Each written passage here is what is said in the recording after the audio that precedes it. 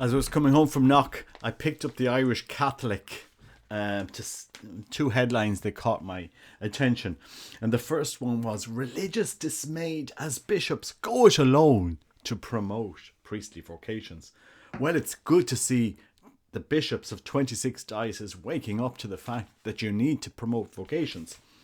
And and here it is: religious members, many members of religious orders feel hurt and dismayed that a new initiative designed to promote vocations will not include them and only promote diocesan priesthood.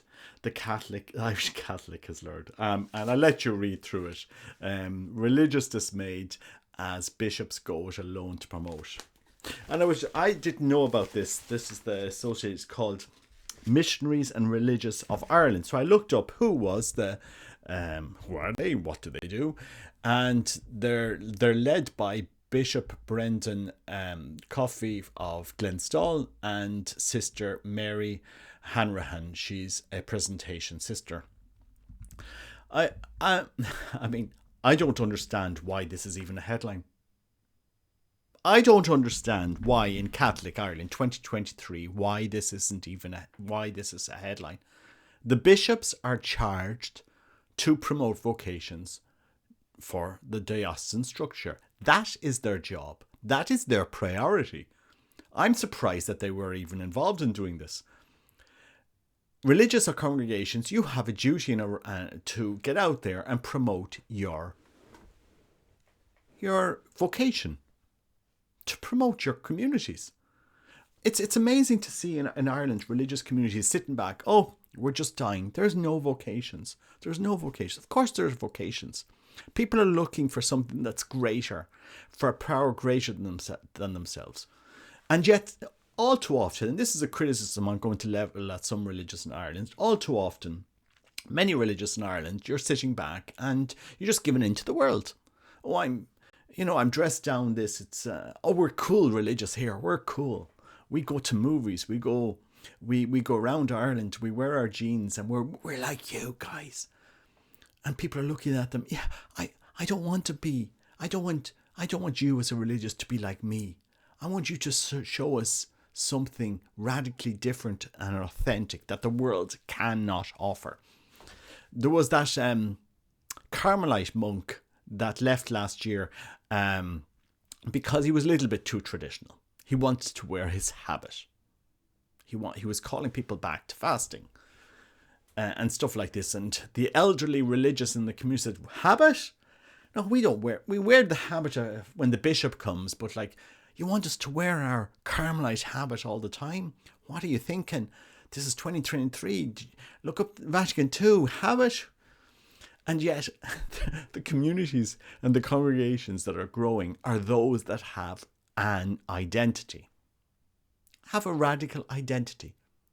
And for example, for Benedictines in general, it would be good for Benedictines to embrace Gregorian chant. I mean, Gregorian chant, it sells on YouTube.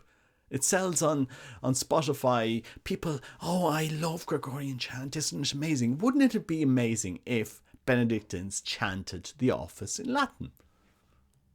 I mean, they have the time to learn Latin. They have the time to, and when you go in there and you hear this amazing Gregorian chant, there's something that the general population loves to hear, and yet we're afraid to offer a little Latin. To Sister Mary, why not wear a religious habit? Show your identity. Now, this is I'm sure you've been formed after Vatican II that we don't need. Most sisters, most religious we see around Ireland, Irish religious, most of them don't bother wearing a religious habit anymore. This is something that we've just noticed.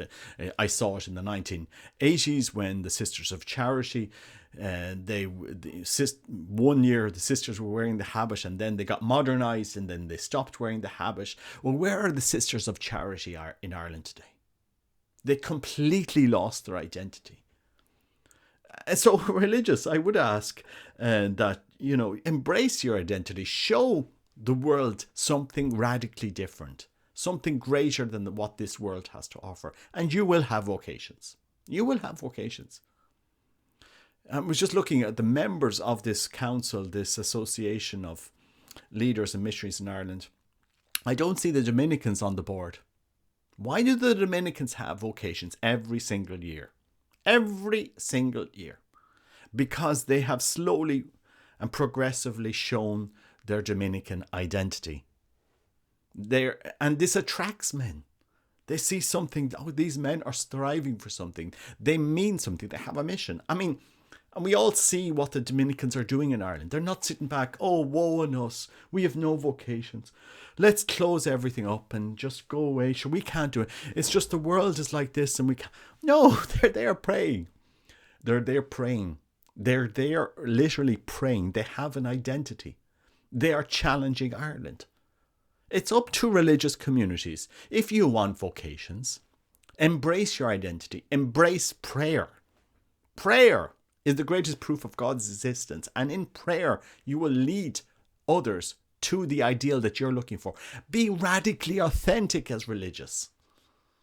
Be radically authentic. The reason why the diocesan structure in Ireland has completely collapsed as far as vocations, and will continue to collapse, is because there is this lack of authenticity. There's this lack of afraid to stand up and wear your collar, to wear a soutane. If priests and bishops want to encourage men, stand out, be different to the world. And then people will say, okay, you're challenging us. You have to challenge the culture you're in order to have, so the people, that there is this move, this question, what do these guys have that so captivates their life? So anyway, I just find it very bizarre that the Irish Catholic would even publish this. Come on, guys. Religious. Going, oh, poor nos, the bishops have gone off and promoted vocations, and then you run off to the Irish Catholic to get a headline in. Honestly? Brendan, Abbot Brendan, who leads this, you need to do your own examination of consciences. As religious, what are you doing to attract? Diocesan vocation and religious vocation are two very different vocations. They're very, very different vocations. The call to religious life is a different calling than the diocesan vocation. And you have to encourage that. You have to get out there. You have to pray. Why? Draw people into your community. Offer them something that's radically different than what the world has to offer. What is the identity of what is the Benedictine identity, for example? How did St. Benedict live? How did the communities live for 1,000 years? What did they pray? How did they pray? What is the rule of St. Benedict? The reason why religious life in Ireland has collapsed today is because religious have lost their identity. They've lost their identity, and men are going in there and saying, well gosh, you should. This is what I have outside. So what am I going in here for? What did St. Francis stand for? I often wonder when I see the collapse in Franciscan vocations in Ireland. I often wonder what did St. Francis stand for? We see the Franciscans of the Renewal coming into Ireland. They've really shaken things up. They really have. And so the Irish Franciscans, what are you doing now to grow vocations? I suppose I'm challenging. Either we are authentic, either we are what we claim to be, or we are going to collapse. Simple as. It's not.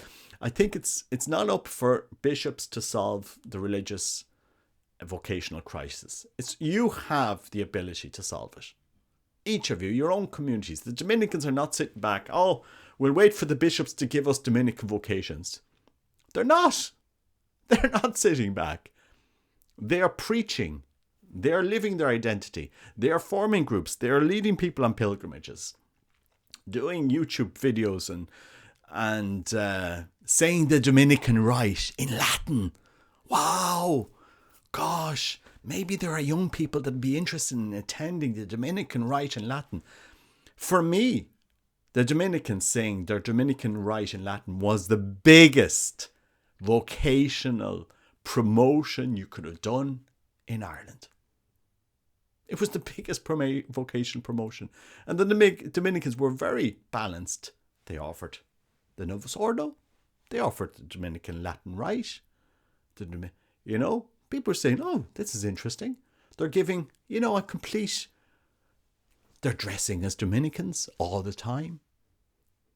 That's a challenge. They're showing we are men who claim to be. That's why they get vocations every single year. We don't need dressed down religious anymore. That has done nothing to encourage vocations. We don't need your spirituality destroyed. We'd like to hear a little bit of Latin if we go to a Benedictine monastery. Sing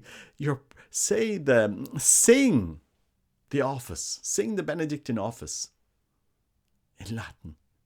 You might be surprised. You might start to get more men interested. Draw them into the rule of Saint Benedict. I suppose I'm as frustrated as anyone to see the collapse of Catholicism in Ireland. But if religious in Ireland think that going after bishops with headlines like this is any solution, you're deluded. You're absolutely deluded. Religious, I'm going to say it and I'm going to call it out here. Religious saying, poor us, we've no vocations in the... Honestly, look at yourselves in the mirror. What do laity think in Ireland when they see these headlines? Oh, the bishops have gone off and they've started promoting vocations to the diocesan system. They've left us excluded. It'll mean that we'll have to do it ourselves. I'm sorry to say this, but guys, wake up. It's not something you put in a headline. Put it in a letter to the bishops. Don't go off to the Irish Catholic crying, oh, we've been excluded. Take it as a challenge. Take it as a challenge.